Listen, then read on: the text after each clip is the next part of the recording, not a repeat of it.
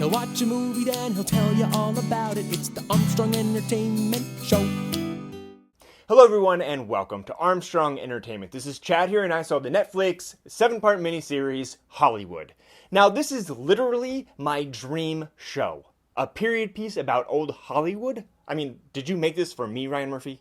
Now this series is about a group of young actors and filmmakers who are trying to make it big in 1940s Hollywood in any way possible. So Ryan Murphy said he wanted this show to be a young, hopeful period piece, and that is exactly what it is. Honestly, it was a little bit too sentimental and perfect for my taste, but it will definitely leave you feeling hopeful and proud. It's just unfortunate that this whole series is based off of an alternative universe.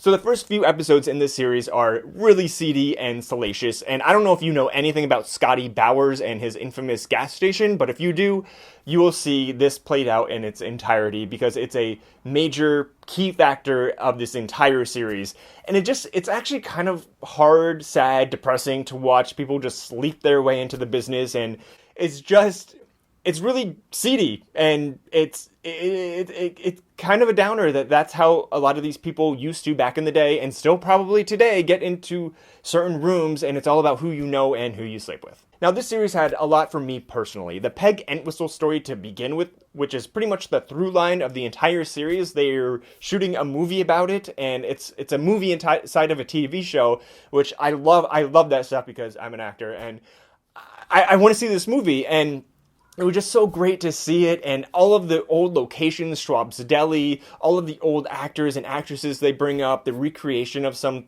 moments. I don't want to give too much away, but it just is so old Hollywood. They did such a great job with the wardrobe, the outfits, just everything. I loved it so much.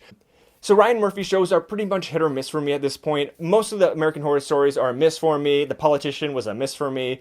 But this is definitely, I'm going to put it into the good pile because I really enjoyed it, and again, it's probably because I'm obsessed with old Hollywood. The big question for me is, who is actually going to want to watch this show? Is it going to be a big hit, or is it going to be more of like a niche show? The LGBTQ community is going to love this. Anybody who has not been represented well, especially back in the 1940s or today, will probably feel a connection to this show like I did. So I really appreciate and applaud what they did with this show.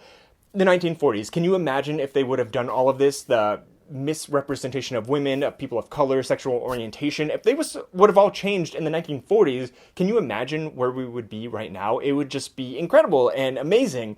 And when you're done watching the series, you just kind of sit back and think, oh, this was all an alternate universe. This didn't actually happen, so we're right back to where we started. I mean, granted, things are changing in the past 10 years, but you kind of wish it would have started happening 80 years ago. So this show is very warm and fuzzy, makes you feel good and fluffy, and it is exactly what Ryan Murphy wanted. He wanted a young, hopeful period piece, and that's what you get.